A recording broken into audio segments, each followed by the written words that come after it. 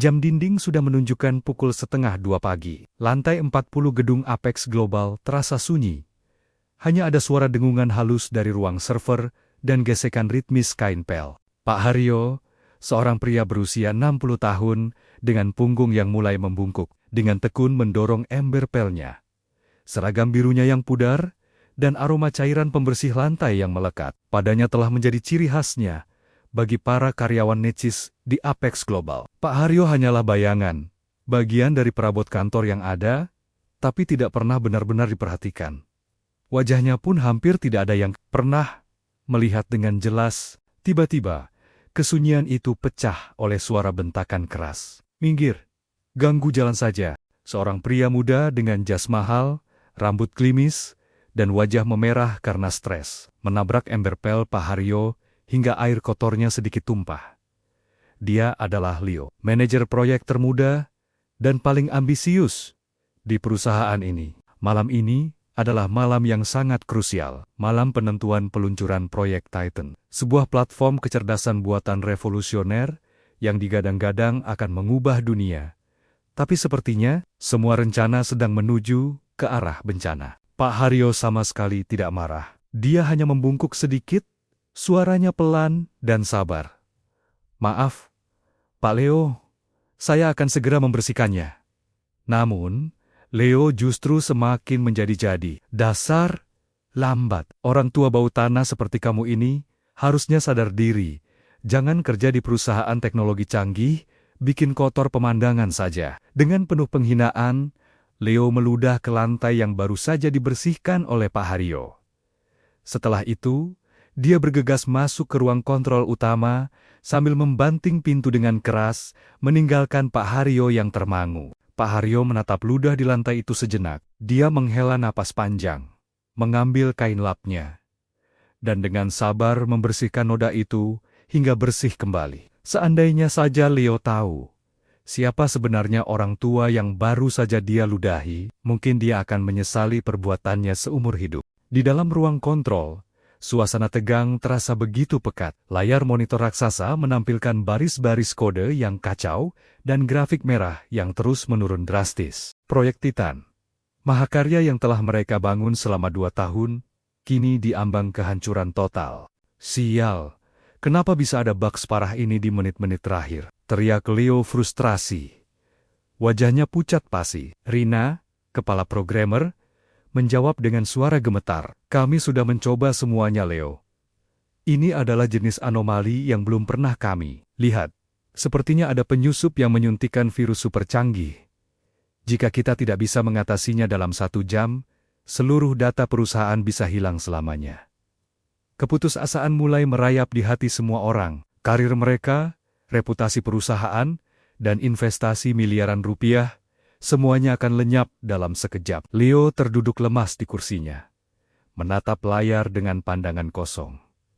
Semua impian dan ambisinya hancur berkeping-keping. Di tengah kepanikan itu, pintu ruang kontrol tiba-tiba terbuka perlahan. Sosok Pak Haryo masuk sambil membawa kopi. "Permisi Bapak dan Ibu." Kelihatannya tegang sekali. "Mungkin secangkir kopi bisa sedikit membantu," ujarnya dengan suara tenang, seolah tidak terpengaruh oleh krisis yang sedang terjadi. Leo yang sudah di puncak emosi, langsung meledak. "Kopi? Kamu pikir kami punya waktu untuk ngopi?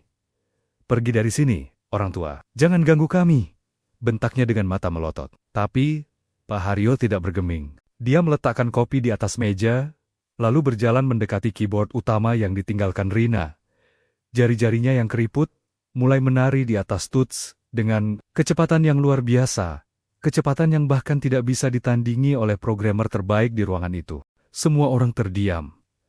Mata mereka membelalak tak percaya. Baris-baris kode yang tadinya kacau balau, kini mulai tersusun rapi. Grafik merah yang mengerikan itu perlahan berubah menjadi hijau. Apa yang kamu lakukan?" bisik Rina, takjub. Pak Haryo tidak menjawab. Matanya yang biasanya sayu, kini terlihat tajam. Fokus pada layar monitor. Hanya dalam waktu kurang dari 10 menit. Anomali yang membuat para ahli kebingungan selama berjam-jam itu berhasil diatasi.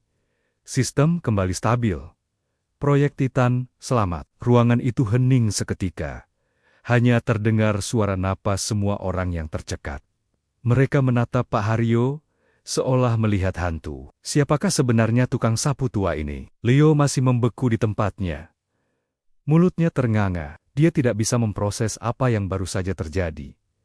Pria tua yang dia hina, yang dia ludahi, baru saja menyelamatkan karirnya, bahkan seluruh perusahaan. Rasa malu, kaget, dan tak percaya bercampur aduk menjadi satu. Pagi harinya, berita tentang keajaiban di lantai 40 menyebar seperti api. Namun, identitas sang penyelamat masih menjadi misteri. CEO Apex Global, Pak Wijaya, seorang pria parubaya yang sangat dihormati, tiba di kantor lebih pagi dari biasanya. Wajahnya tampak cemas. Setelah mendengar laporan tentang insiden semalam, beliau langsung menuju ke ruang kontrol utama.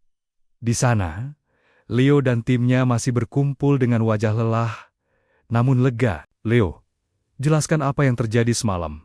Perintah Pak Wijaya dengan nada tegas. Leo, dengan suara bergetar, menceritakan semua kejadian dari awal hingga akhir, termasuk bagaimana seorang tukang sapu tua secara ajaib menyelamatkan proyek Titan, namun dia sengaja tidak menceritakan bagian di mana dia menghina dan meludahi Pak Haryo.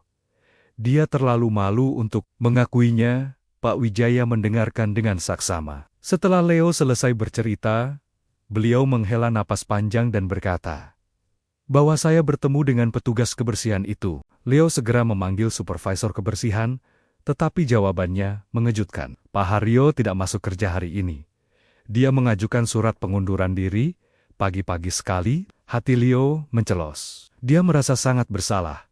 Dia sadar bahwa perlakuan kasarnya lah yang mungkin menjadi penyebab Pak Haryo pergi. Saat itulah, pintu ruang rapat utama terbuka. Seorang pria tua masuk dengan langkah yang tenang dan berwibawa. Dia tidak lagi mengenakan seragam biru yang pudar, melainkan setelan jas sederhana, namun rapi.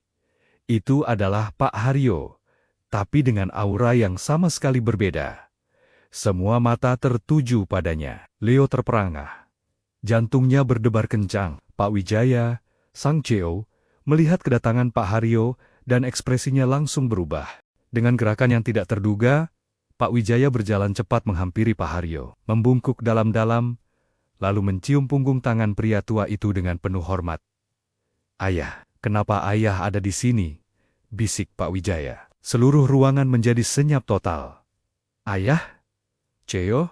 memanggil tukang sapu itu ayah. Leo merasa dunianya runtuh.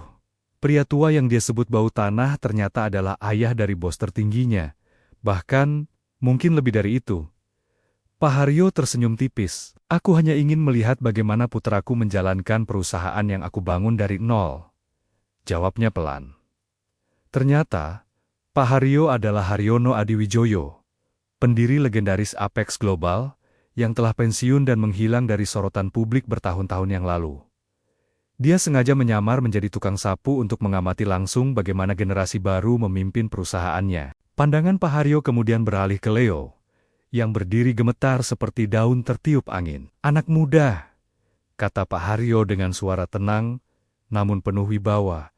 "Bakat dan ambisi itu penting, tapi tanpa kerendahan hati dan rasa hormat pada sesama, kau tidak akan pernah menjadi pemimpin sejati. Semalam, kau hampir menghancurkan perusahaan ini bukan karena virus, tapi karena kesombonganmu sendiri." Leo tidak sanggup mengangkat wajahnya. Air mata penyesalan mulai mengalir di pipinya. "Maafkan saya, Pak. Saya benar-benar salah," isaknya. Kisah ini menjadi legenda di Apex Global. Leo memang tidak dipecat, namun dia mendapat pelajaran paling berharga dalam hidupnya. Sejak saat itu, dia berubah menjadi pribadi yang lebih rendah hati dan selalu menghormati setiap orang, tidak peduli apapun jabatannya. Dan Pak Haryo, sang pendiri yang bijaksana, kembali ke masa pensiunnya, meninggalkan warisan bukan hanya dalam bentuk teknologi, tetapi juga pelajaran tentang nilai kemanusiaan yang sejati. Terkadang, orang yang paling kita remehkan justru adalah orang yang memegang kunci kesuksesan kita. Jangan lupa untuk selalu menghargai setiap orang di sekitarmu. Terima kasih sudah menonton. Jangan lupa like, komen, dan subscribe ya. Sampai jumpa di cerita inspiratif berikutnya.